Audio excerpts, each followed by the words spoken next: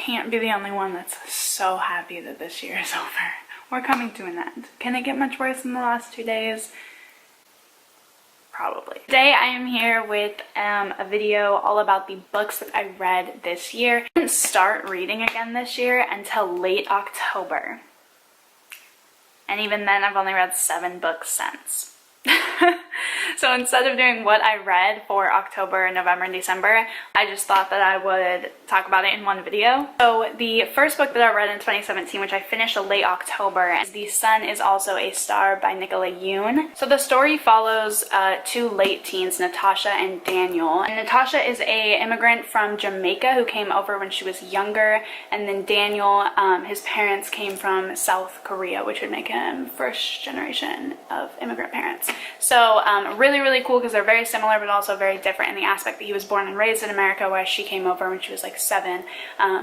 So super diverse book, which is great. This was actually, I realized, which is so sad, the first book that I can think of, well, one of the first books that I've ever read that doesn't have a white main character or protagonist. So that was super cool considering both of them weren't, and it was a really cool perspective. I learned a lot actually about Jamaican culture and South Korean culture, which is fantastic in its own voices, as well as Nicola Yoon is from Jamaica herself, so it's great to have like accurate representation in there. I gave this book 4 stars because I loved the writing. It was really easy for me to read. It flowed well, and it was nicely written, but the like concept of the story is kind of like a they meet in one day and fall in love type of story, contemporary, and that's just like not for me. I gave it 4 stars for the fact that the characters are very like interesting and relatable in the ways that I possibly could relate to them,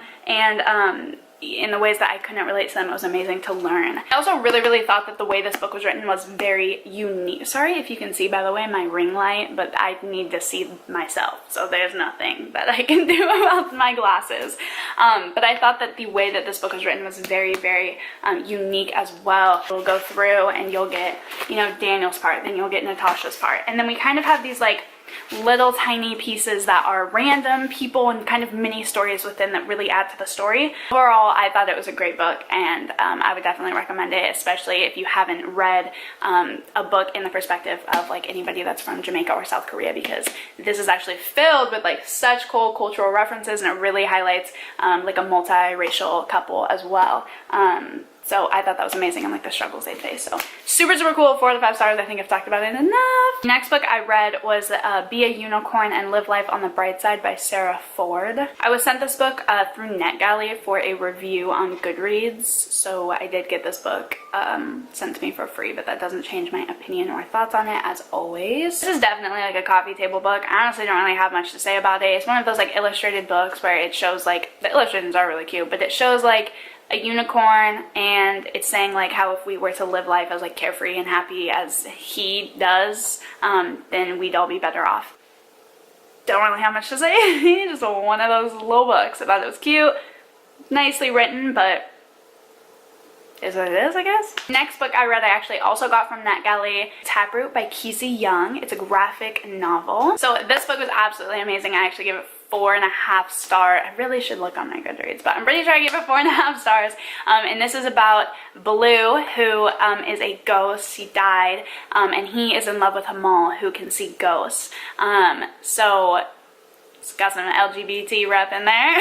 Hamal can see ghosts, and Blue doesn't want to leave Hamal, and so he's not passing on into the afterlife because he wants to stay and haunt him and be with him and talk with him. But because of that, it kind of sets off like this eerie, like ghost death kind of comes to the town and starts killing things. I mean, not like that bad, but like kills kind of plants and kills stuff like that, and leaves little traces of darkness all around, because it's like throwing off the alignment of like the earth and the flow of life by Blue not going into the afterlife. So it's kind of throwing everything off balance. Absolutely loved the illustrations in this graphic novel. These ones were absolutely beautiful. They were so like bright and cute and detailed while still having this like overarching darkness of what was happening in the story and the plot. But again, this was a really diverse book in race, sexual orientation and whatnot, and I just think that's amazing. It was so stinking cute. I want a hard copy of it so bad. I just think it's beautiful. The next book that I read, which is technically a collection of short stories, was called 20 Dark, Scary, and Sad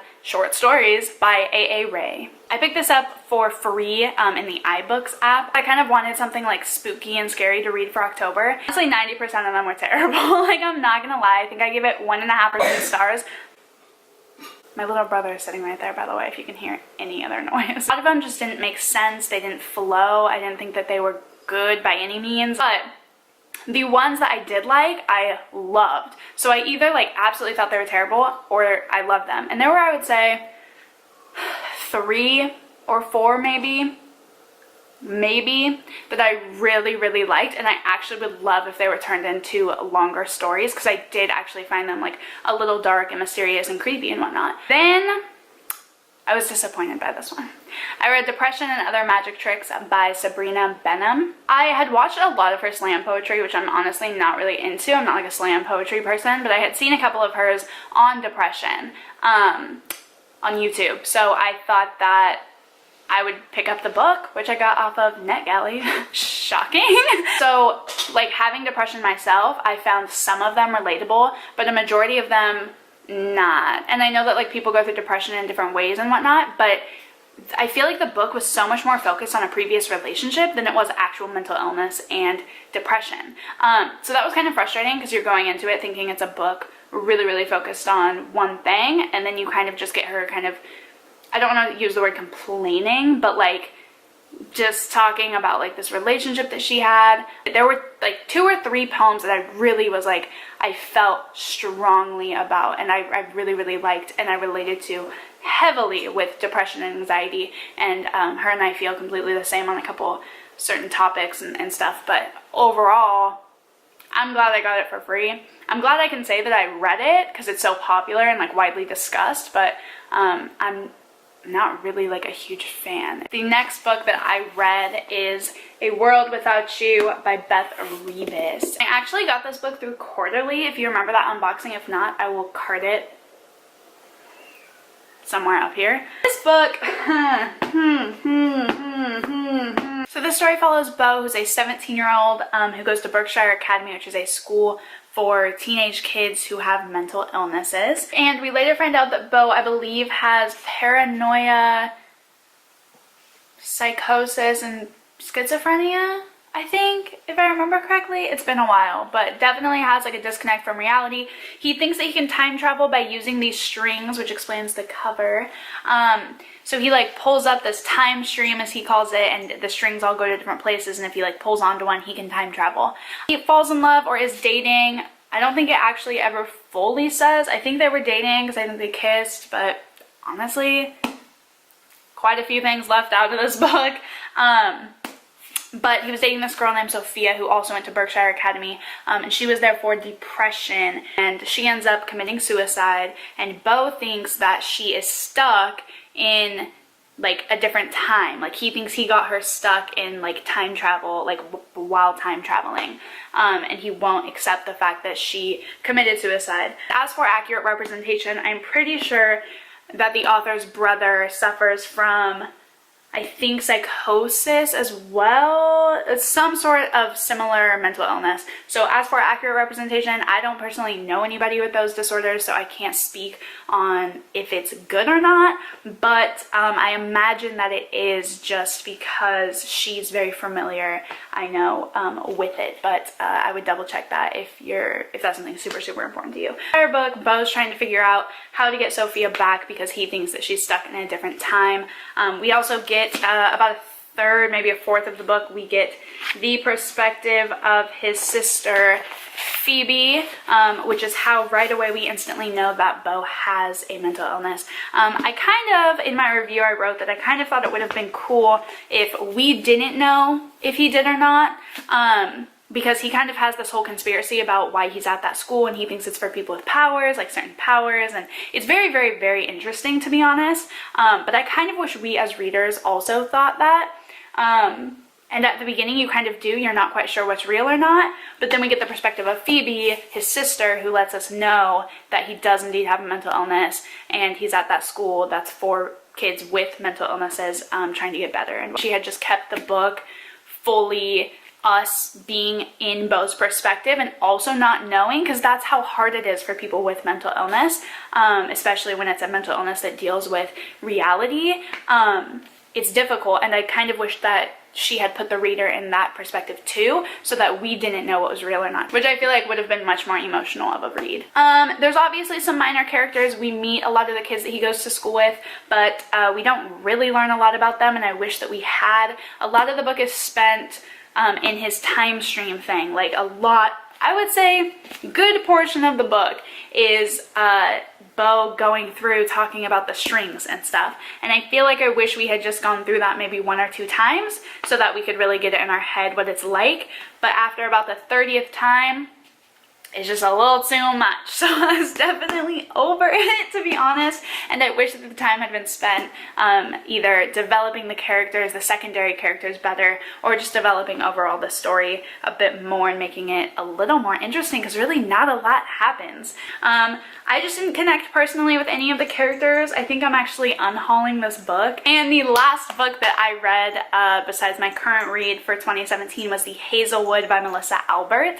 I was given a free copy of this book, a free arc actually of this book, which I'm so excited. It's my first arc and I'm so stoked on it. I was very excited. Official release date for The Hazelwood is January 30th, 2018, so we have about a month until it comes out, but I am very, very excited for it because I think a lot of people will really enjoy it. The cover is absolutely beautiful. It's my favorite thing probably about the book, to be honest.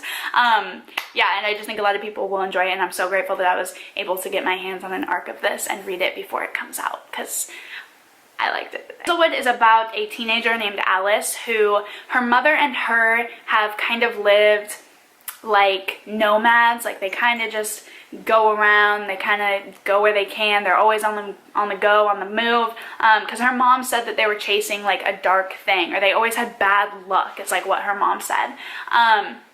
Her mom's mom, so Alice's grandmother, is actually a famous author of fairy tales, and she wrote them in this place called the Hinterland.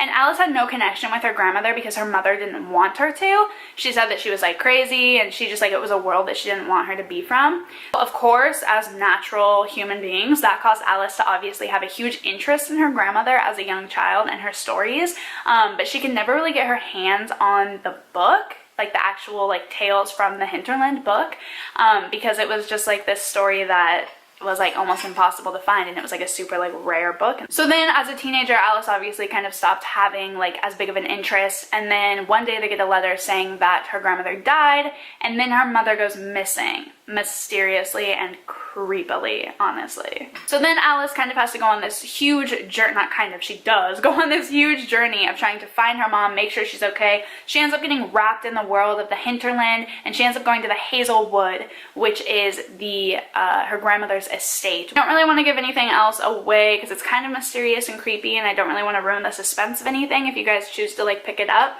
But she does take along this classmate of hers that is absolutely obsessed with her grandmother's stories and books, and his name is Ellery Finch, and so she takes him along just to have a little buddy, a little partner in crime, and they pretty much go on this grand venture trying to figure out what the fuck happened. So I love the main character, Alice. I thought she was amazing. She was really, really witty, and the way that she handled certain situations was different from what I expected. It was just like snarky, but like not in a way that made me hate her, so I loved her. I thought it was great. And then Finch, I just had my heart from the very beginning. He was just such a cutie. I wish that we had gotten more from his character, but unfortunately we didn't. But I totally understand like why and where the story was going with it. But we don't get a lot of him. But I really liked his character. I thought he brought a lot to the table. I thought he brought a lot to Alice's character development, which was obviously the most important as a protagonist. The beginning of this book had me so on edge. Like I didn't know what was real and what wasn't. Like I was trying to figure out, like just along with Alice, like what was really really like from the hinterland, and was the hinterland real? And the end of the book seemed very, very rushed, starting at about 60%. I thought that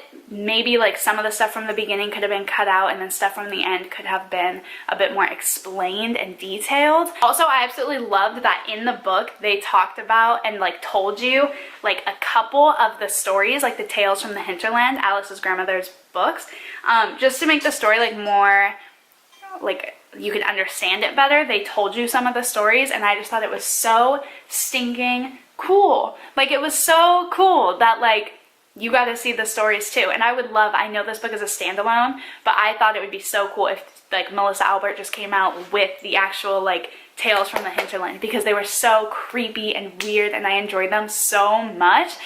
So I would really, really love that if she did that. Like, I know it's a standalone, but even just as like a side piece, I'd love to have those to read, because I thought it was great. The thing that really made me love this book a ton, honestly, was the fact that like normally I'm really good at guessing endings. Like, this book got me. Like, I maybe got